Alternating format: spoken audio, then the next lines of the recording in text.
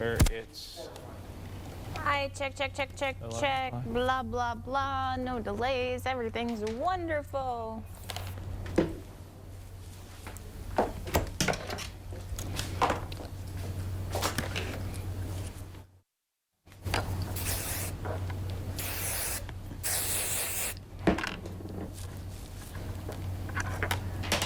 That doesn't look good.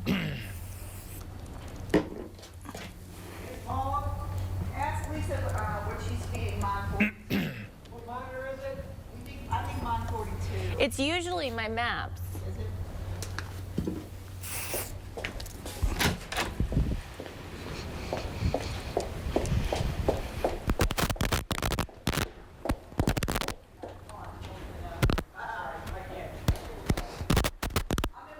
Hey, I am, should I get in M1 position now? I am in the studio. I am in the studio.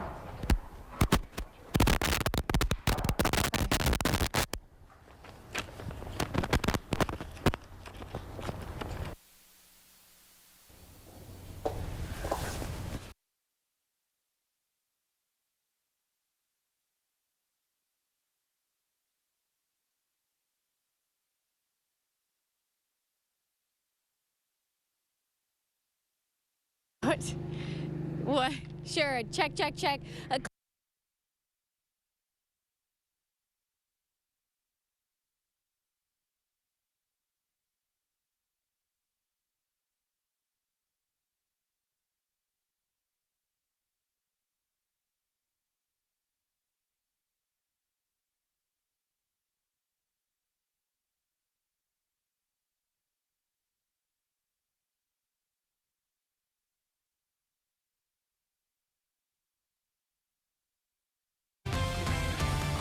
.30 right now and happening today. The cleanup is going to be finished at the West Side Market. This is a live look. It's been closed since a fire there late last month.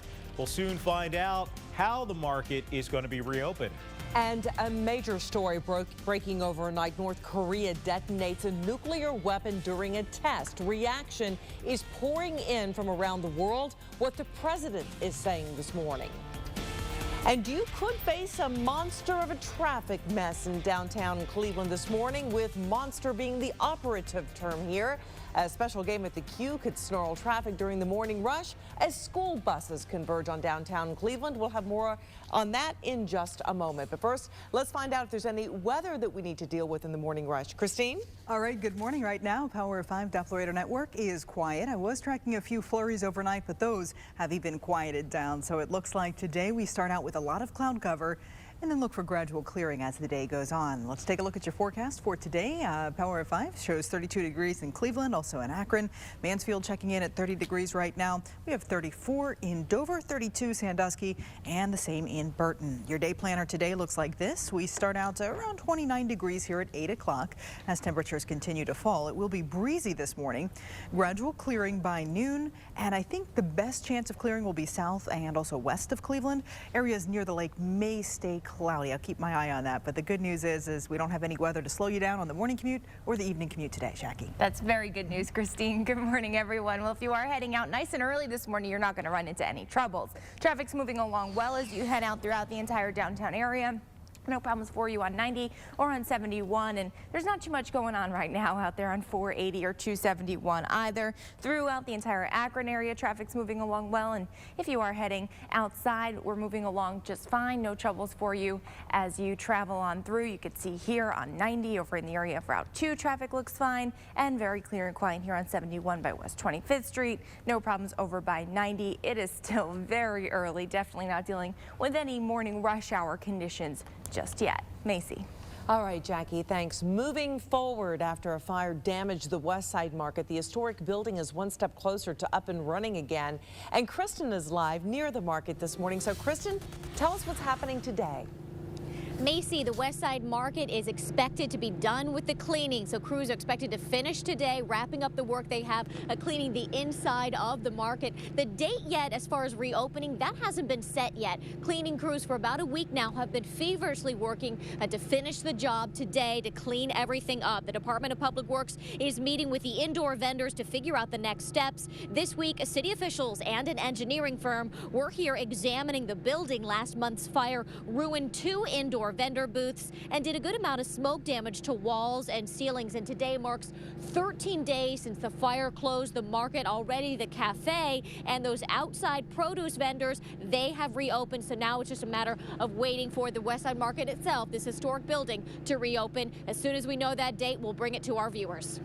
All right, Kristen, thanks so much. Of course, once allowed back in, the vendors are going to have to take the time to restock. So as Kristen mentioned, stay tuned and we'll let you know as soon as we learn of a reopen date. Mike? Macy, it's 4:33 here in Northeast Ohio, 6:33 in the evening in the communist country of North Korea. And breaking here overnight, the UN Security Council is going to hold an emergency meeting about North Korea's nuclear test this morning. On state TV, leaders there just confirmed that they had conducted their 3rd long-threatened nuclear test overnight. Now, the U.S. and our allies in the United Nations are trying to keep the country from becoming a full-fledged nuclear power. Overnight, many nations, including our country, detected the test as seismic activity. Now, the UN Security Council recently punished North Korea with sanctions for launching a long-range rocket. South Korea just raised its military alert level, and the White House just called the test highly provocative. Also, China just expressed firm opposition to the test. And now to a story that hits really close to home. Our station, the target of vandalism overnight. Let's get straight to Cedra, who experienced this story firsthand. And Cedra, it sounded like gunshots at first. Tell our viewers what happened. Well, Macy, as you know, it was a chilly night in the newsroom after we got a bit of a surprise overnight. Shortly after midnight, this cinder block crashed into our newsroom. Whoever chucked it through the front windows of our station then ran away. Good news, none of our News Channel 5 staff members were hurt, and this morning we're all safe, thanks in large part to the quick response of the Cleveland police. They were here in a matter of minutes, securing the scene and making sure everything was in fact okay. Again this morning, things back to normal, everyone fine, and this news crew still working around the clock to be on your side. We know you are, Cedra. Thanks so much. Well, there is a new development in the corruption case of former Cuyahoga County Commissioner Jimmy DeMora. News Channel 5 Chief Investigator Ron Regan has learned that DeMora intends to officially file his appeal by April 1st. That is the filing deadline set by the court hearing his appeal. DeMora is expected to challenge a judge's ruling that